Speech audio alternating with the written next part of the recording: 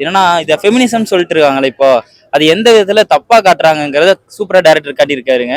Wife அடிக்கிறாங்க, wife அடிக்கல, நிறைய ஸ்கிரீன்ல பாக்குறது ரொம்ப நல்லா இருக்கு.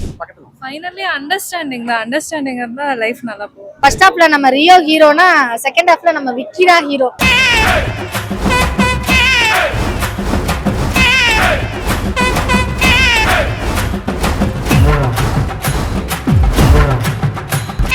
ஆண் பாவம் படம் தான் பார்த்துட்டு வந்திருக்காங்க ப்ரோ. என்னன்னா இதை ஃபெமினிசம் சொல்லிட்டு இருக்காங்களே இப்போ அது எந்த விதத்துல தப்பா காட்டுறாங்கங்கிறத சூப்பரா டைரக்டர் காட்டியிருக்காருங்க.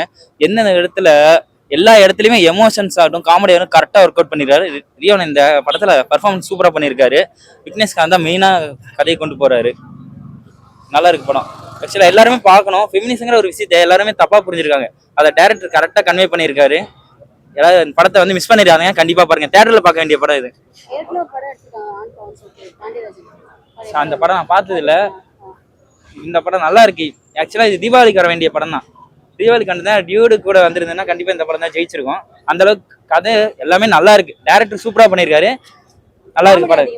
காமெடி இருக்கு, சென்டிமெண்ட் இருக்கு, எல்லாமே இருக்கு. கரெக்டா கனெக்ட் ஆகுது.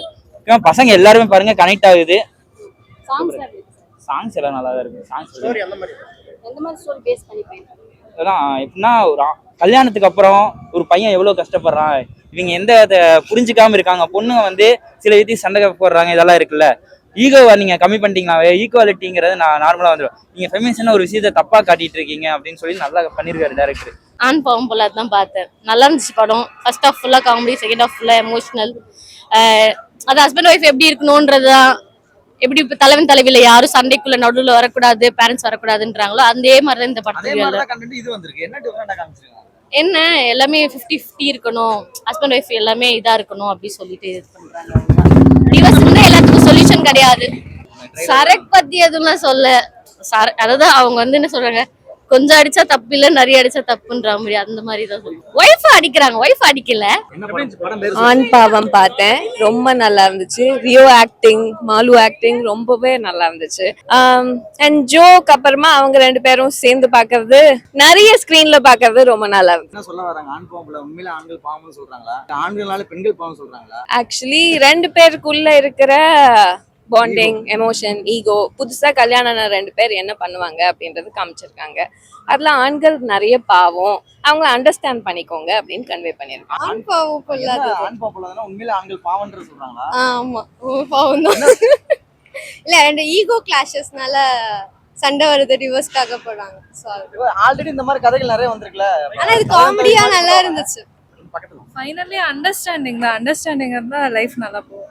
படம் ஆண் பாவம் பொல்லாதது உண்மையிலே படம் சூப்பரா இருந்தது. செம்ம என்ஜாய்மெண்ட், நல்லா காமெடியா ஒரு என்ஜாய் பண்ண மாதிரி இருந்தது. ஃபர்ஸ்ட் ஹாஃபை விட செகண்ட் ஹாஃப் எனக்கு ரொம்ப பிடிச்சிருந்துச்சு. ஆக்சுவலி ஃபர்ஸ்ட் ஹாஃப்ல நம்ம ரியோ ஹீரோனா, செகண்ட் ஹாஃப்ல நம்ம விக்கி தான் ஹீரோ. அந்த மாதிரிதான் ஒரு ஃபீல் கொடுத்தது. அது ரொம்ப நல்லா இருந்தது. ரெண்டு பேரோட காம்பினேஷனுமே சூப்பரா இருந்தது. உண்மையிலே எனக்கு என்னன்னா காமெடி மாதிரி கொடுத்துட்டாங்க, அது சூப்பரா இருந்தது. செகண்ட் ஹாஃப்ல கிளைமேக்ஸ்ல நான் பயந்தது ஒரே ரீசன் என்னன்னா, ஃபெமினிசத்துக்கு அகேன்ஸ்டா ஏதாவது பேசி தொலைச்சிருவாங்களோ. ஏன்னா படம் டைட்டில் அந்த மாதிரி தானே இருக்கு, கிளைமேக்ஸ் அப்படி கொடுத்துருவாங்களோ நினைச்சேன். ஆமா, ஃபெமினிஸ்ட் அகேன்ஸ்டா பேசினா வெளில எங்க பெண்கள் எல்லாருமே ஃபெமினிஸ்டம் தாங்க. பெண்ணாலே சுதந்திரம் தானே, இது என்ன ஒரு கேள்வி?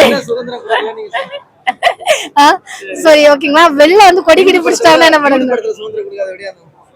இல்ல எல்லாத்துலயுமே சுதந்திரம் கண்டிப்பா, எல்லாத்துலயுமே பிளஸ் ஆர் மைனஸ் இருக்கும்ல, அதை தான் நீங்க ஈக்குவலேஷன் பண்ணிருக்காங்க. அது எனக்கு ரொம்ப பிடிச்சிருந்தது. ஆக்சுவலி வந்து என்னன்னா, ஒரு அதாவது பெண் பக்கம் இருக்கக்கூடிய ஃபெமினிசம் சொல்றதுக்கும் ஃபேக் ஃபெமினிசமா இருக்கிறதுக்கும் அதுல இருக்கக்கூடிய பிளஸ் மைனஸையும் சொல்லியிருக்காங்க. அதே இது ஒரு ஆண் சைட்ல இருக்கக்கூடிய பிளஸையும் சொல்லியிருக்காங்க, மைனஸையும் சொல்லியிருக்காங்க. அதுதான் இந்த படத்தோட பெரிய பிளஸ்னே நான் நினைக்கிறேன். ஏன்னா ஒன்னு ஏத்தி ஒன்னு இறக்கல, ரெண்டையுமே ஈக்குவலா கொடுத்துருக்காங்கன்னு சொல்லலாம். தப்பிச்சுட்டாங்க ஓப்பனா சொல்லலாம். இல்லைன்னா ஃபெமினிஸ்டம் சொல்லி நிறைய கொடி பிடிச்சிருக்க மாட்டாங்க. ஆக்சுவலி அவங்க சொன்ன விதம் எனக்கு ரொம்ப பிடிச்சிச்சு. என்னோட ஐடியாவில் என்னன்னா, அவங்க சொல்லியிருப்பாங்க வெறும் இன்ஸ்டா இன்ஃபுளுசர் கொடுக்குற கண்டென்ட்டுக்கு பேரு ஃபெமினிசம் கிடையாது, ஃபெமினிசம்ங்கிறது டோட்டலா வேற. ஃபேமிலியில இருக்கக்கூடிய ஃபெமினிசம்ல வந்து 50-50 கிடையாதுங்க.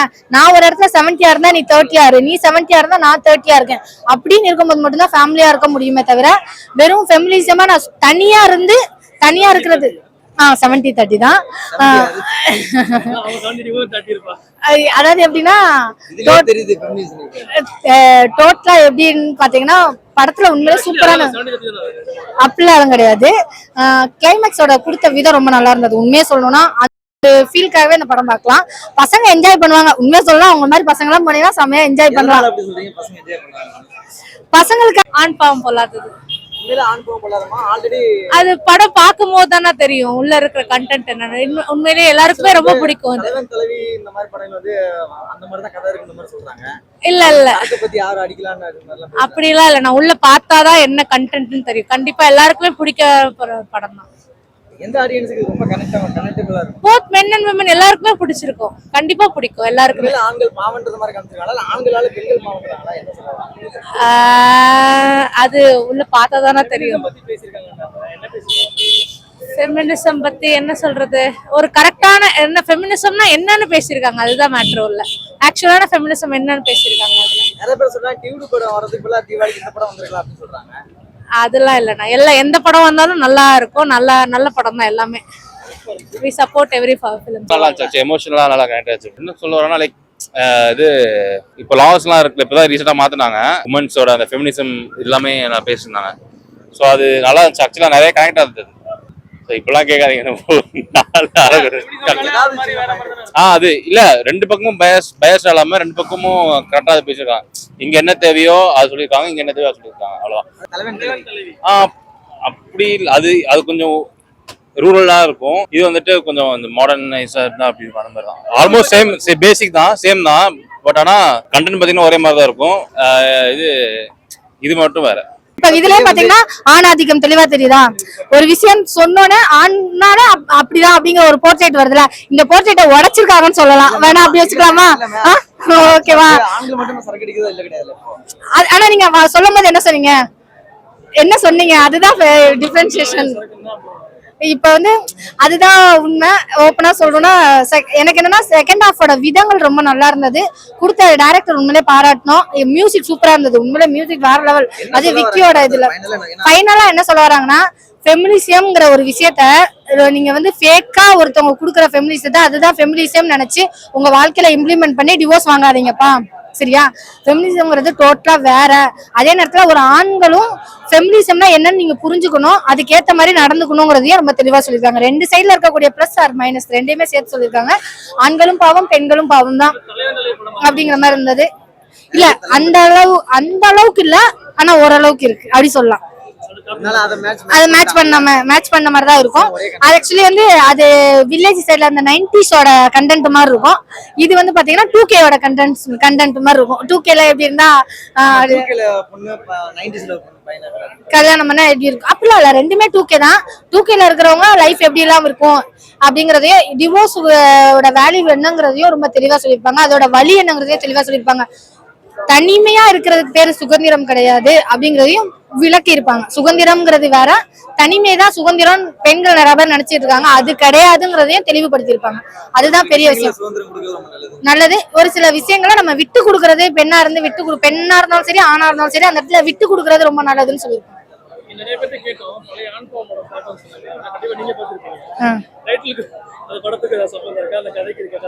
கண்டிப்பா இருக்கு, நல்லா இருக்கும். டைட்டிலுக்கு ஏத்த மாதிரிதான் ஒரு சில விஷயங்களா வரும். ஏன்னா என்னன்னா ஓப்பனா சொல்லணும்னா பழைய படத்துல அந்த கண்டினியூஸ் காமெடி இருக்கும், கண்டினியூஸான ஒரு சில விஷயங்கள் இருக்கும். இப்ப வந்து நம்ம வந்து பெண்களுக்கான சட்டங்கள், பெண் சுதந்திரம், நிறைய விஷயங்கள் நம்ம போராடி வாங்கியிருக்கோம், ஓகேங்களா?